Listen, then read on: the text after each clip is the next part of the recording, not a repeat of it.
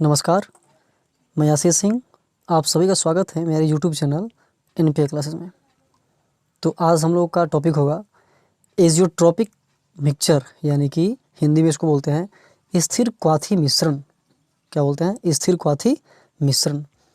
तो आखिर azeotropic mixture है क्या, यानी कि स्थिर क्वाथी मिश्रण आखिर क्या है? तो देखिएगा, यहाँ पर लिखे हैं निश्चित संगठन वाला ऐसा द्रव मिश्रण। निश्चित संगठन वाला ऐसा द्रव मिश्रण जो एक निश्चित ताप पर उबलता है और बिना संगठन बदले उसी ताप पर आश्रित होता है, एजियोट्रॉपिक मिश्रण कहलाता है। जैसे मिश्रण में उसके अवयवों को प्रभावी आसवन द्वारा पृथक नहीं किया जा सकता है। मतलब एजियोट्रॉपिक मिक्सचर है क्या? तो निश्चित संगठन, मतलब उसका संगठन हो चाहिए, प्रतिशत मात्रा जो होना चाहिए वो निश्चित होना चाहिए। ठीक है, तो निश्चित संगठन वाला ऐसा द्रव मिश्रण, यानी कि ये पहले से ही मिश्रण है, यानी सॉल्यूशन है, विलयन है, और जब पहले से विलयन है तो उसमें क्या होगा? सॉल्वेंट और सॉल्यूट होगा। ठीक है, यानी कि वो पहले से क्या है? सॉल्यूशन है, विलयन है। तो देखिए, निश्चित संगठन, ठीक है, निश्चित संगठन वाला ऐसा द्रव मिश्रण जो एक निश्चित ताप पर उबलता है और बिना संगठन बदले उसी ताप पर आश्रित होता है, एजियोट्रॉपिक मिश्रण कहलाता है। जैसे मिश्रण में उसके अवयवों को प्रभावी आसवन द्वारा पृथक नहीं किया जा सकता है। तो यहाँ पे हम आपको एक एग्जाम्पल के थ्रू बताते हैं, समझाते हैं, पूरे समझने की कोशिश करेंगे। यहाँ समझिएगा, आपके सामने इथाइल अल्कोहल, ठीक है, यानी कि C2H5OH है, और इसे हम ए मान लेते हैं। ठीक है, यानी इथाइल अल्कोहल को क्या मान लेते हैं? ए मान लेते हैं। और यहाँ पे जल है, यानी कि H2 है, और इसे हम बी मान लेते हैं। ठीक है, तो ये समझने वाली चीज़ है कि इथाइल अल्कोहल, ठीक है, का बॉइलिंग पॉइंट यानी क्वथनांक 78 डिग्री सेल्सियस होता है। ठीक है, यानी क्या कि 78 डिग्री सेल्सियस से अगर अधिक टेम्परेचर पे इसे हीट करेंगे, गर्म करेंगे, तो ये क्या होना शुरू कर देगा? बॉयल करना शुरू कर देगा, उबलना शुरू कर देगा। ठीक है, उसी प्रकार जल का भी होता है। सब किसी का, हर सॉल्यूशन का अपना अपना अलग होता है। ठीक है, तो जल का होता है 100 डिग्री सेल्सियस। हमें पता है कि जब जल को 100 डिग्री सेल्सियस के ऊपर गर्म करेंगे तो क्या होगा? वो उबलना शुरू करेगा, अन्यथा अगर उससे कम टेम्परेचर पे हीट करते हैं तो फिर कोई फ़र्क नहीं पड़ेगा। तो वही चीज़ है। तो अब यहाँ समझना है कि अगर हम इन दोनों को, यहाँ पे 78 डिग्री सेल्सियस है, अगर हम क्या करते हैं कि 78 डिग्री सेल्सियस यानी से अधिक, इससे अधिक, यानी कि 85 डिग्री सेल्सियस ले लेते हैं। कितना? अगर ले लेते हैं 85 डिग्री सेल्सियस। ठीक है, तो 85 डिग्री सेल्सियस क्या है? इस 78 डिग्री सेल्सियस से अधिक है। ठीक है, तो क्या होगा कि जब हम 85 डिग्री सेल्सियस पे इस सॉल्यूशन को गर्म करेंगे तो ये जो इथाइल अल्कोहल है ये तो उबलना शुरू हो जाएगा। क्यों? क्योंकि 78 डिग्री सेल्सियस से इसका बॉइलिंग पॉइंट अधिक है, यानी कि 85 डिग्री सेल्सियस पे इसको हम क्या कर रहे हैं? उबाल रहे हैं। लेकिन ये तो ठीक है, ये वेपराइज हो जाएगा, वाष्प में परिवर्तित हो जाएगा। लेकिन यहाँ जो जल है इसका तो टेम्परेचर कितना है? इसका जो बॉइलिंग पॉइंट है, क्वथनांक है, वो 100 डिग्री सेल्सियस है। तो इसे तो कोई फ़र्क ही नहीं पड़ेगा, ये तो वेपराइज हो जाएगा, ये वाष्प में परिवर्तित हो जाएगा, लेकिन जल तो वहीं से ही रह जाएगा। तो फिर क्या करना होगा कि जब ये वाष्प में परिवर्तित हो गया, उसके बाद अब हमें अगर इसको मतलब बॉयल करना होगा, उबालना होगा, तो क्या करेंगे? 100 डिग्री सेल्सियस से अधिक टेम्परेचर पर गर्म करना होगा, यानी कि 105 या फिर 110 पे गर्म करना होगा, हीट करना होगा, तब जाके क्या होगा? बॉइलिंग करना शुरू करेगा, उबलना शुरू करेगा। तो यही चीज़ था। अब तो ठीक है, दोनों, और अगर इसको हम डायरेक्ट क्या करते हैं कि दोनों को हम अगर 110 या 105 डिग्री सेल्सियस पे गर्म करते हैं तब क्या होगा? तब तो दोनों होगा। लेकिन थोड़ा सा समझिएगा कि अगर हम दोनों को डायरेक्टली 110 डिग्री सेल्सियस पे हीट करना शुरू करते हैं फर्स्ट बार में ही, तो होगा क्या? अगर आपसे पूछें कि 110 डिग्री सेल्सियस पे जब हम गर्म करना शुरू करेंगे तो सबसे पहले कौन वेपराइज होगा, कौन वाष्प में परिवर्तित होगा? तो आपका आंसर आएगा कि सर ये इथाइल अल्कोहल। क्यों? क्योंकि इस इथाइल अल्कोहल के लिए 110 डिग्री सेल्सियस बहुत ज़्यादा है, और फटाक से क्या हो जाएगा? वह वेपराइज हो जाएगा, वाष्प में परिवर्तित हो जाएगा। लेकिन इसके लिए क्या होगा? ये तो धीरे धीरे होगा, ये धीरे होगा, उस समय, उतना ही समय में ये बहुत जल्दी ही वाष्प में परिवर्तित हो जाएगा, वेपराइज हो जाएगा। ठीक है, तो ये चीज़ था। अब यहाँ पे C2H5OH और जो है जल है। ठीक, तो अब इस एजियोट्रॉपिक मिक्सचर का मतलब क्या होता है कि निश्चित संगठन वाला ऐसा द्रव मिश्रण जो निश्चित ताप पर उबलता हो और बिना संगठन बदले उसी ताप पर आश्रित होता है, एजियोट्रॉपिक कहलाता है। तो यानी कि संगठन में कोई परिवर्तन नहीं होना चाहिए। ठीक, तो यहाँ क्या बोला है कि अब समझना है स्थिर क्वाथी मिश्रण आखिर होता क्या है। ठीक, स्थिर क्वाथी मिश्रण का मतलब क्या होता है। स्थिर का मतलब तो समझ में करते हैं निश्चित होता है, और क्वाथी का मतलब बॉइलिंग पॉइंट होता है यानी बीपी, और मिश्रण का मतलब होता है सॉल्यूशन। अब यहाँ पे समझिएगा कि एग्जाम्पल, अब एजियोट्रोपिक मिक्सचर का एग्जाम्पल लिया है, ठीक है ना। एजियोट्रोपिक मिक्सचर का एग्जाम्पल लिया है। यहाँ इथाइल एल्कोहल है, और इथाइल एल्कोहल की प्रतिशत मात्रा कितनी है, 94.5%, ठीक है। और यहाँ पे जल लिए हुए, और इस जल का प्रतिशत मात्रा कितना है, इस जल का है 5.5%, ठीक है। तो क्या होगा कि जब हम इन दोनों को गर्म करते हैं, निश्चित संघटन वाला यही है, और निश्चित संघटन वाला ऐसा द्रव है कि अगर इसे हम गर्म करते हैं तो एक निश्चित ताप पर उबलना शुरू कर देगा, एक निश्चित ताप पर उबलना शुरू कर देगा, और बिना संघटन बदले उसी ताप पर क्या हो जाएगा, आश्वित हो जाएगा।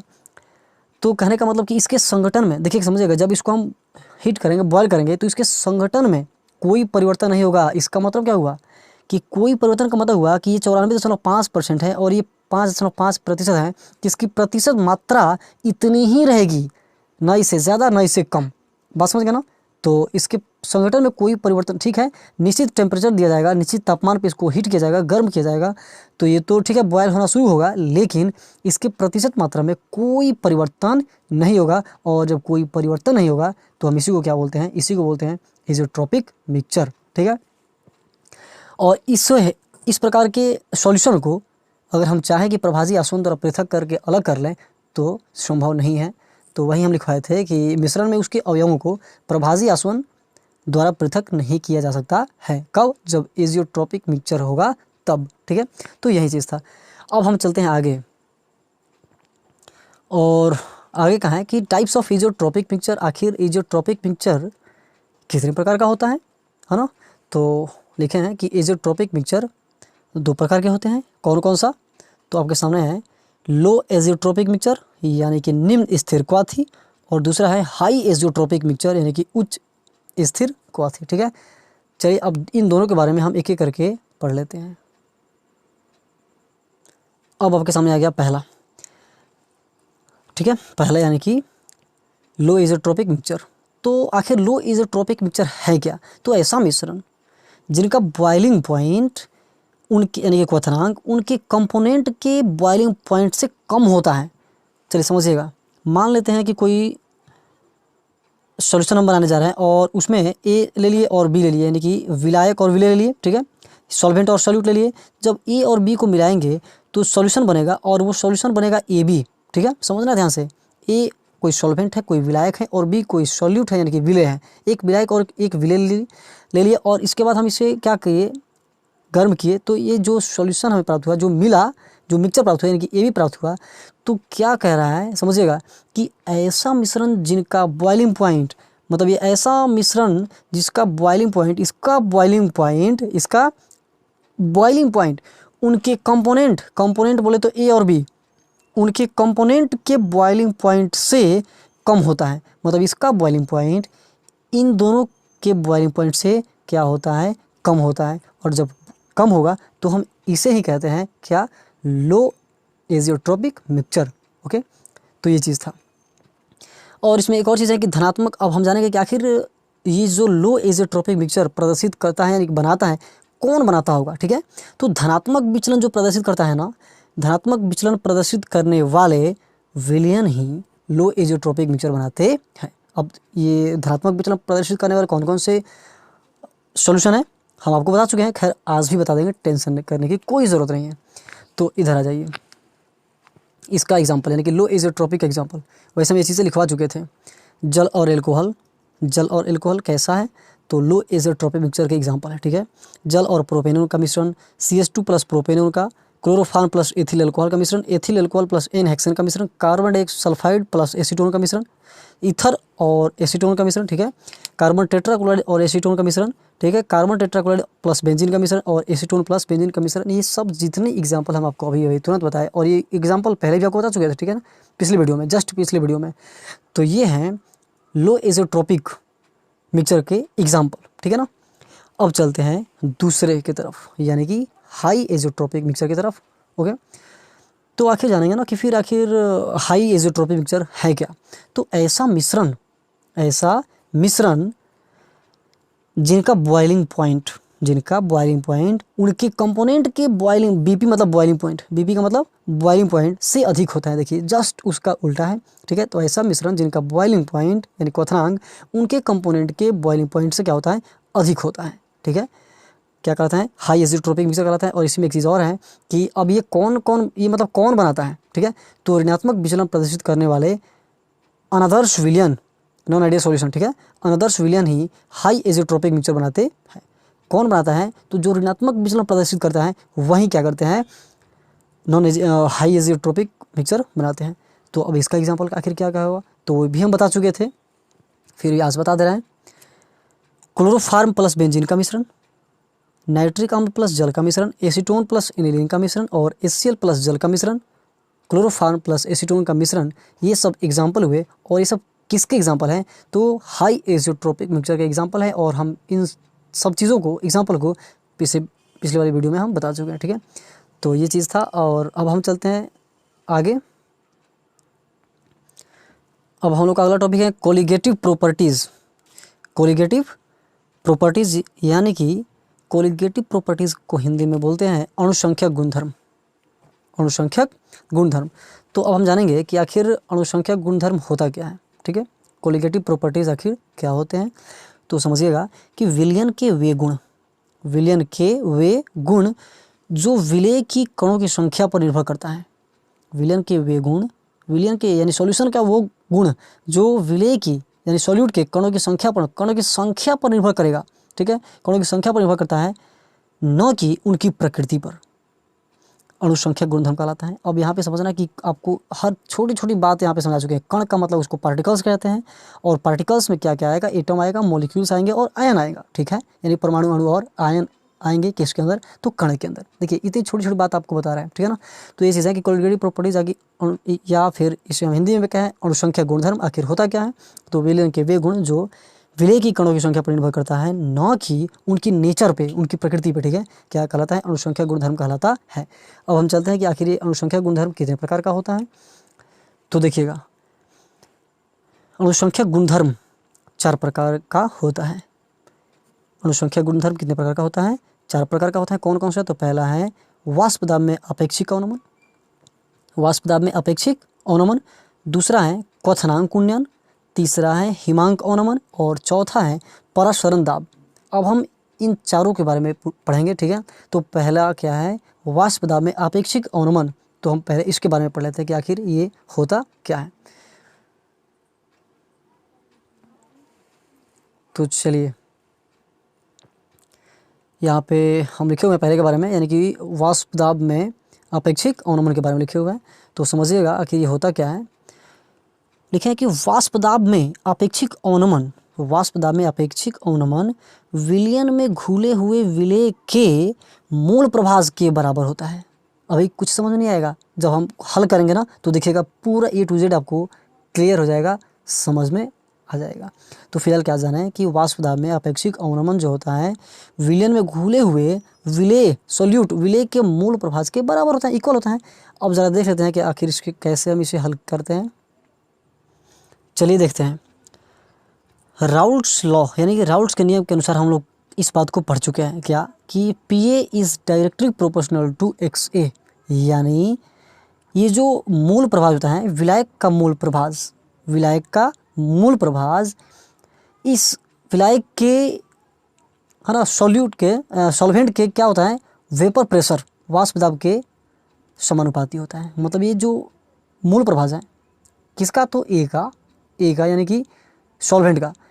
तो यहाँ पे विलायक का मूल प्रभाज, XA को मूल प्रभाज कहते हैं, यानी कि विलायक का मूल प्रभाज इस विलायक के वाष्प दाब के क्या होता है, समानुपाती होता है। यानी कि अगर विलायक के मूल प्रभाज बढ़ेंगे, यानी विलायक के मूल प्रभाज को अगर हम बढ़ाते हैं तो उसका वेपर प्रेशर यानी कि दाब भी बढ़ेगा, उसी का दाब यानी जो विलायक है उसी का। तो यहाँ सीधी सी बात है कि अगर विलायक के मूल प्रभाज को हम कम करते हैं तो इस विलायक का जो वेपर प्रेशर है वो भी कम होगा। ओके, अब हमें पता है कि यानी कि PA is directly proportional to XA होता है। तो यहाँ से इस डायरेक्टली प्रोपोर्शनल के चिन्ह को हटाने के लिए किसी कांस्टेंट से गुणा करते हैं। तो यहाँ क्या कर दिए, PA बराबर K से मल्टीप्लाई कर दिए। ओके, K से गुणा करेंगे तो K इंटू XA, इसको समीकरण 1 मान लेते हैं।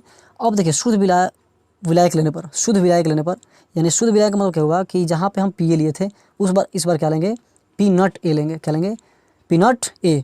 तो पी नट ए यानी कि जब पी नट ए होगा उस स्थिति में, यानी कि जब शुद्ध विलायक लेंगे, क्या लेंगे, शुद्ध विलायक लेंगे, तो मूल प्रभाज का मान कितना होता है, 1 होता है। मूल प्रभाज का मान कितना होता है, 1 होता है। ठीक है, अब देखिए इसके बाद हम क्या कर देंगे, समीकरण 1 में क्या करेंगे कि इन दोनों के मान को, यानी कि पी ए जहाँ पे पी ए होगा उसके बदले में क्या रखेंगे, पी नट ए रखेंगे, और जहाँ पे एक्स ए होगा वहाँ पे क्या रखेंगे, 1 रख देंगे। तो देखिए यहाँ पे क्या था, यहाँ पे उसको हम दिखाई दे रहा है, समीकरण क्या है, पी ए। ठीक, तो पी ए के स्थान पे क्या लिखेंगे, पी ए जहाँ होगा वहाँ पे लिख देंगे पी नट ए, और जहाँ पे एक्स ए है तो देख लीजिए, चलिए देखिएगा यहाँ पे पी ए, तो पी ए के स्थान पे क्या लिख दिए, पी नट ए लिख दिए। उसके बाद क्या है के, तो के इंटू यहाँ पे क्या था, एक्स ए था, तो एक्स ए के स्थान पे हम कितना लिए हैं, 1, तो यहाँ पर के इंटू वन, के इंटू वन यानी कितना होगा, आखिर फाइनली हमें मिल जाएगा कि पी नट ए बराबर के में 1 से गुणा करें तो के ही मिलेगा। यानी अब हम क्या कर लेते हैं कि समीकरण 1 में ही के का मान रखेंगे, के का मान कितना रखेंगे, पी नट ए रखेंगे, के का मान कितना रखेंगे, पी नट ए रखेंगे। ठीक है, तो लिखें कि समीकरण 1 में के का मान रखने पर, अब देखिए जब समीकरण 1 में के का मान रखेंगे तो क्या होता है, देखिए समीकरण 1 क्या था, समीकरण 1 है कि पी ए बराबर के एक्स ए, के इंटू एक्स ए। तो के पी ए है तो पी ए, और जहाँ पे के है तो के का हम अभी वैल्यू निकाले थे कितना, पी नट ए, तो पी नट ए और इंटू एक्स ए तो इंटू एक्स ए, इसको मान लेते हैं समीकरण 2। क्या मान लेते हैं, समीकरण 2 मान लेते हैं। अब यहाँ पे हम लिखे हैं कि चूँकि एक्स ए प्लस एक्स बी बराबर 1 होता है, एक्स ए यानी कि सॉल्वेंट का मूल प्रभाज और सॉल्यूट का मूल प्रभाज का योगफल कितना होता है, 1 होता है। तो यहाँ से एक्स ए का मान निकालेंगे ना, एक्स ए बराबर क्या हो जाएगा, ये 1 है राइट साइड तो ठीक है रहेगा ही, और ये एक्स बी जो है प्लस में है, जब लेफ्ट साइड है तो प्लस में, जब राइट साइड इसको भेजेंगे तो माइनस में होगा। ठीक है, तो समीकरण 2 से यानी कि एक्स ए का वैल्यू निकल गया ना, एक्स ए का वैल्यू कितना आ गया, 1 माइनस एक्स बी, यानी कि यही समीकरण 2 है। यहाँ कितना है, एक्स है ना, तो एक्स के स्थान पे, एक्स ए के स्थान पे क्या रख देंगे, 1 माइनस एक्स बी रख देंगे। ठीक है ना, तो देखिए समीकरण 2 से मतलब इसी से, ठीक है ना, पी ए, तो पी ए बराबर पी नट ए है ना, पी नट ए है तो पी नट ए इंटू जहाँ एक्स ए है उसके बदले में क्या रखेंगे, 1 माइनस एक्स बी रखेंगे, तो 1 माइनस रख दिए एक्स बी। अब चलिए गुणा कर लेते हैं, जब गुणा कीजिएगा तो क्या मिलेगा, पी ए बराबर पी नट ए इंटू एक्स माइनस, अब यहाँ से पी ए, तो पी नट ए में जब 1 से गुणा करेंगे तो पी नट ए होगा, माइनस पी नट ए में एक्स बी से गुणा करेंगे तो पी नट ए इंटू एक्स बी। ठीक है, यहाँ से क्या करते हैं, पी ए और ये जो पी नट ए इंटू एक्स बी है, ये दोनों क्या है, माइनस में है, इन दोनों को हम इधर बुलाते हैं, तो जब इधर बुलाएंगे तो क्या होगा, साइन चेंज होगा, प्लस होगा, तो पी नट ए इंटू एक्स बी हो गया, उधर बच क्या जाएगा, पी नट ए बचेगा, क्या हो जाएगा, पी नट ए बचेगा। तो यहाँ से हमें क्या चाहिए, हमें चाहिए पी नट ए इंटू एक्स बी, तो पी नट ए इंटू एक्स बी के लिए क्या होगा, पी नट ए और ये पी ए जो है प्लस में, जब इधर बुलाएंगे तो क्या हो जाएगा, माइनस, और यहाँ से हम क्या निकालेंगे, यहाँ से एक्स बी निकालेंगे, क्या निकालेंगे, एक्स बी बराबर P naught A minus P A, ये चला जाएगा ऊपर, और इसका जो कोफिशिएंट है एक्स बी का वो चलाएगा, जो कोफिशिएंट कितना है, पी नट ए है वो चलाएगा नीचे। ठीक है ना, तो इसको नोट कीजिए। अब चलते हैं, देखते हैं आगे। हम यही निकाले थे, एक्स बी बराबर P naught A minus P A upon कितना, पी ए, इसको मान लेते हैं समीकरण 3। क्या मान लेते हैं, समीकरण 3 मान लेते हैं। अब जानेंगे कि जहाँ, अब तो जानना भी है कि आखिर पी नट ए और पी ए है क्या। ठीक है, तो वेयर जहाँ पी नट ए क्या है, तो विलायक का ए मतलब विलायक ही होता है, विलायक का, और जब नट लग जाएगा तो समझेगा ये शुद्ध अवस्था में है, तो विलायक का शुद्ध अवस्था में, विलायक का शुद्ध अवस्था में वाष्प दाब, विलायक का शुद्ध अवस्था में वाष्प दाब। पी ए का मतलब क्या होता है, तो पी ए का मतलब होता है विलयन में विलायक का वाष्प दाब, विलयन में विलायक का वाष्प दाब। और यही अगर दोनों को हम घटा लेते हैं, पी नट ए में से पी ए घटा लेंगे तो ये जो बनेगा इसे हम क्या बोलेंगे, वाष्प दाब में अवनमन, क्या बोलेंगे, वाष्प दाब में अवनमन। और वहीं समझना है कि P naught A minus P A में अगर हम डिवाइड कर देते हैं पी नट ए से, तो हमें क्या प्राप्त होगा, वाष्प दाब में अपेक्षिक अवनमन, क्या प्राप्त होगा, वाष्प दाब में अपेक्षिक अवनमन। ठीक है, तो यही चीज़ है, तो हमें फाइनली क्या मिल जाएगा, जो हम निकाले थे वही मिलेगा कि P naught A minus P A upon P naught A is equal to क्या हो जाएगा, एक्स बी। अब यहाँ से समझना है, इसे हमें हल करना है, इसे कैलकुलेट करना है कि हम लोग इस बात को जानते हैं, क्या जानते हैं कि चूंकि एक्स बी बराबर क्या होता है, एक्स बी बराबर होता है N B upon N A plus N B. इस फॉर्मूले को हम लिखवा चुके हैं और इस पर सवाल भी बना चुके हैं, ठीक है ना। तो पीछे वाली वीडियो में जाके देखिएगा, एक्स बी जहाँ पे होगा मोल प्रभाज्य मोल फ्रैक्शन, उसी टॉपिक में। तो एक्स बी बराबर होता है N B upon N A plus N B, समझना है। तो एक्स बी बराबर क्या हो जाएगा, अब एक्स बी एक तो एक्स बी बराबर इतना होता है, ठीक है।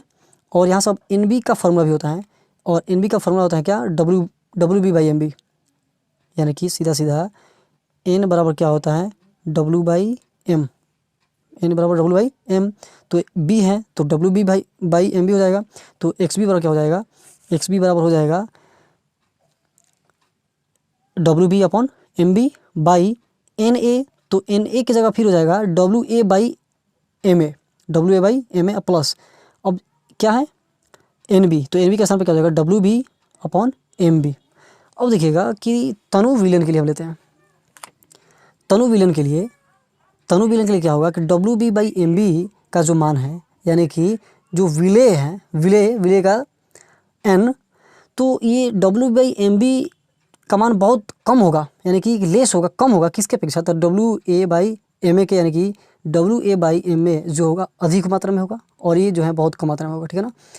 तो यहाँ से हम क्या कर लेते हैं कि डब्ल्यू बी, ये जो है डब्ल्यू बाई एम बी को क्या मान लेते हैं, नगण्य मानने पर, W B by M B को नगण्य मानने पर, जब नगण्य मानते हैं तो इस कंडीशन में, इस स्थिति में क्या होगा, एक्स बी बराबर क्या हो जाएगा, W B by M B बटा क्या हो जाएगा, W A by M A, W A by M A. यानी कि अब यहाँ पे देखिएगा, चूँकि हम जो लिखवाए थे W B by M B, ये तो नगण्य हो गया, जब नगण्य हो जाएगा यानी कि ना के बराबर हो जाएगा, तो यहाँ से बचेगा क्या, W A by M A ही केवल बचेगा बटा में।